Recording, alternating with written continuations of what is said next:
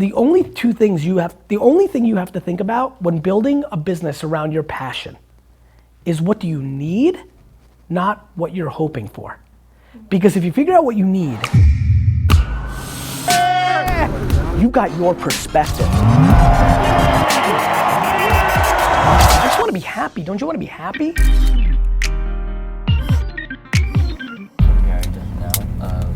We're in the update of like we're in Rutgers, we're in all the.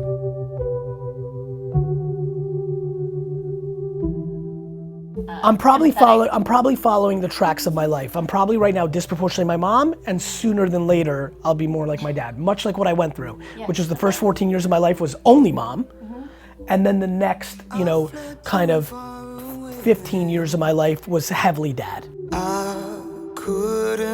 My dad did things for me that absolutely allowed me to be the enigma that I am for somebody who is such a self-promoter, gift of gab, sizzle guy. I'm convinced, which is tough to say out loud, that the things I most despise in people with charisma, I actually am, and that the parenting is what did it.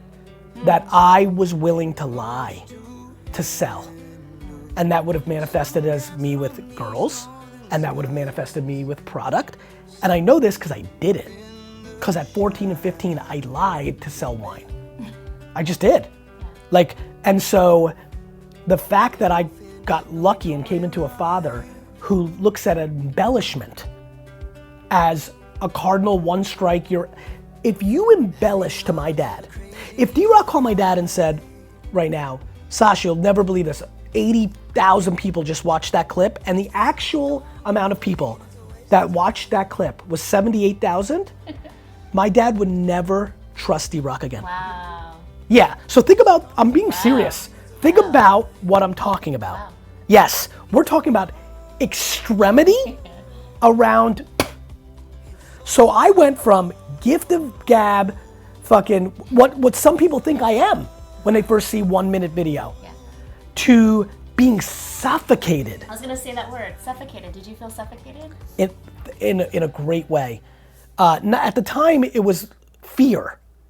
I was fearful to embellish or lie to my dad. So it just started getting me into practice to not, which ironically had a countercultural move too. It made me not to everybody else, but made me to him ironically at times as well, because I didn't want to deal with the ramifications of delusional suffocation.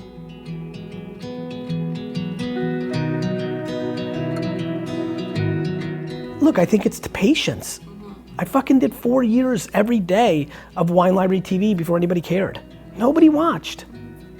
I've only really blown up in the last 2 or 3 years after doing it really hard every day, content of all sorts, wine then business, for 10 years. It's just a matter of time.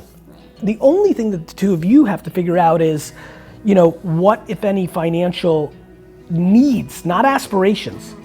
This is a game of needing, not hoping. Of course we want you guys, the three of you, to make $1 million a year in advertising and affiliates and merchandise. Of course you would want you for sure. I don't want to impose what you guys are so young, you still have to figure out how much this has to be or not be or whatever, but of course. But the only thing you have to think about when building a business around your passion is what do you need, not what you're hoping for.